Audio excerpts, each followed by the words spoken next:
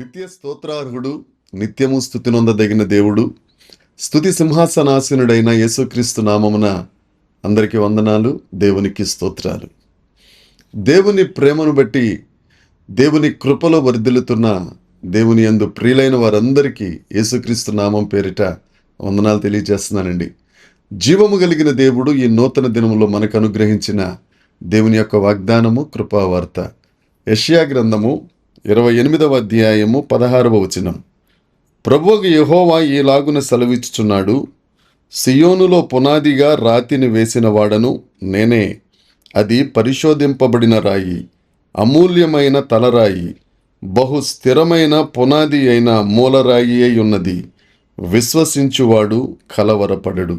దేవునికి స్తోత్రం కలుగునుగాక, దేవునికి మహిమ కలుగునుగాక.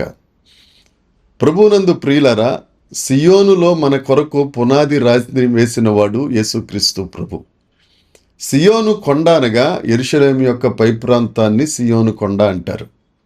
దానికి ఉన్న మరొక పేరు లేఖనాల్లో చూస్తే 2 సమూయేలు గ్రంథము 5వ అధ్యాయము 6వ వచనములో దావీదు పురం అని దానికి పేరు. ఇశ్రాయేలీల కుమారులే గాని కుమార్తెలనే గాని సియోను సంతతి అని లేఖనం పిలుస్తుంది. దేవుని ప్రజలు అనగా సియోను ప్రజలు అని అర్థం. క్రొత్త నిబంధన గ్రంథంలో కూడా సియోను కొండ ప్రస్తావన ఉంటుంది. హెబ్రీ పత్రిక 12వ అధ్యాయం 22వ వచనము ప్రకారం, ఇప్పుడైతే సియోను కొండ జీవము కలిగిన దేవుని పర్వతము అనగా పరలోకపు పట్టణమైన యెరూషలేములో వేవేల మంది దూతల దగ్గరను మేము చూచుచున్నాము అని లేఖనం చెప్తుంది. సియోను పర్వతము, పరలోక పర్వతము ఎల్లప్పుడూ దేవుని స్తోత్రములతో నిండి ఉంది. ప్రకటన గ్రంథం 14వ అధ్యాయం 1వ వచనాన్ని చూస్తే, సియోను కొండపైన గొర్రెపిల్ల అయిన యేసుక్రీస్తు ప్రభువు నిలబడి ఉన్నారు. ఆ నూతన యెరూషలేము పట్టణం, ఆ పరలోక పట్టణం భర్త కొరకు సిద్ధపడిన పెండ్లి కుమార్తె పట్టణముగా ఉందని ఆత్మవశుడైన యోహాను గారు ప్రకటన గ్రంథము 21వ అధ్యాయం 22వ వచనంలో తెలియచేస్తారు. ఈ పట్టణం, పెండ్లి కుమార్తె పట్టణం, దేవుని స్తోత్ర పట్టణమైన ఈ సియోను పర్వతం ఎల్లప్పుడూ దేవుణ్ణి స్తుతిస్తూ, దేవుణ్ణి మహిమపరుస్తూ, దేవుని యొక్క స్తోత్రముల సంకీర్తన పాడుతూ ఉంటుందని ప్రకటన గ్రంథము 19వ అధ్యాయం 1వ లేఖనాన్ని మనం చూడగలుగుతాం. ఎవరైతే పరలోకంలో ఉన్న దేవుని ప్రజలు ఉంటారో వారు చేసే పని ఏమిటి అని అంటే, సియోను పునాది రాయిగా వేయబడిన ఆ మూలరాయి, ఆ తలరాయి అయిన యేసుక్రీస్తు ప్రభువును ఎల్లప్పుడూ స్తుతించుటయే, దేవుని యందు ఆనందించుటయే, ఆయన భూత వర్తమాన భవిష్యత్ కాలములలో ఉన్న దేవుడని, ఆయన ఒక్కడే దేవుడని, ఆయన సర్వాధికారి అయిన దేవుడని, ఆయన పరిశుద్ధుడు పరిశుద్ధుడు పరిశుద్ధుడు అని ప్రతిగానములు చేయుచుండగా గడప కమ్ముల పునాదులు వణుకున్నట్లుగా వారందరూ స్తుతించే ప్రాంతమే సియోను పర్వతము. సియోను దేవుని స్తోత్రములతో నిండి ఉన్న ప్రాంతం. దేవుని యందు ప్రియమైన వారులారా, పరలోకంలో స్తోత్రగానం ఎల్లప్పుడూ జరుగుతుంది. భూమి మీద ఉన్న మనం, సియోను పునాది రాయిని కలిగి ఉన్న మనం, పాడైపోయిన మన జీవితములకు మూలరాయి అయి, మూలకు తలరాయి అయి మన బ్రతుకులను నిర్మిస్తున్న ఆ రారాజుకు, ఆ షాలేము రాజుకు ఎల్లప్పుడూ స్తోత్రం చెల్లించే వారిగా ఉండాలి. ఆయన యందు విశ్వాసం ఉంచేవారిగా ఉండాలి. ఆయనను ఆరాధించే వారిగా ఉండాలి.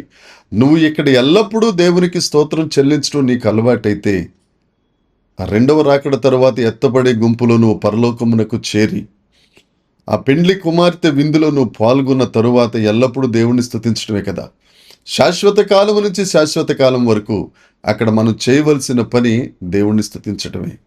ఈ విషయంలో విశ్వసించేవాడు ఎట్టి పరిస్థితుల్లోనూ కలవరపడడని మనం చదువుకున్న ధ్యానవాక్యంలో మనం చూస్తాం. విశ్వసించువాడు కలవరపడడు. ఎందుకు అనంటే, ఎల్లప్పుడూ సంతోషగానాలు, ఎల్లప్పుడూ ఆనందగానాలు, ఎల్లప్పుడూ స్తోత్రగానములు మన నోట ఉండగా ఏ కష్టం వచ్చితే, ఏ నష్టం వచ్చినా, ఏ వ్యాధి వచ్చినా, ఏ బాధ వచ్చినా అవి నిన్ను ముట్టలేవు. మన దేవుడు మృతులను సహితం సజీవులుగా చేయగలిగిన సమర్థుడైన దేవుడని నువ్వు విశ్వసిస్తే, నీకంటూ మరణం తర్వాత ఒక జీవితం ఉందని నువ్వు నమ్మితే, నువ్వు కలవరపడవలసిన అవసరం లేదు, భయపడవలసిన అవసరం లేదు. దేవుని యందు ప్రియమైన వారలారా, మనము విశ్వాసులము, మనము క్రైస్తవులం, క్రీస్తును కలిగి ఉన్నవారం, క్రీస్తును ప్రకటించుచున్నవారం. కాబట్టి భయపడవలసిన అవసరం లేదు. మనకు ఒక రోజు ఉంది, ఒక కాలం ఉంది. శాశ్వత కాలం నుంచి శాశ్వత కాలం వరకు ఆయన సన్నిధిలో ఉండబోతున్నాం. కల్లారా ఆయనను చూడబోతున్నాం, నోరారా ఆయనను స్తుతించబోతున్నాం. ఈ పరిస్థితులన్నిటిని బట్టి హృదయం నిండా ఆనందంతో, నోటి నిండా స్తోత్రములతో నింపబడిన వారమై దేవుణ్ణి మహిమపరచుదము గాక. దేవుడి వాక్యమును మనందరి వినికిడిలో దీవించునుగాక. ఆమెన్. చిన్న ప్రార్థన చేద్దామండి. కళ్ళు మూసుకున్నట్లయితే ప్రార్థన. పరలోకమందున్న మా తండ్రి, పరిశుద్ధుడా, కృపగలిగిన దేవుడా, నీకు స్తోత్రం. సియోనులో పునాది రాయిని వేసిన దేవుడవు, అది మూలకు తలరాయి అయిందని, దేవ విశ్వసించువాడు కలవర పడడని మేము లేఖనాల్లో చదువుకున్నాం తండ్రి.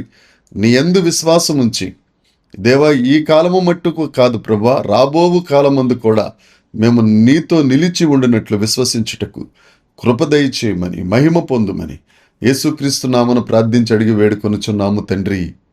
ఆమెన్. దేవుని వలన కృప పొందుకొందుదము గాక. Amen, amen, amen.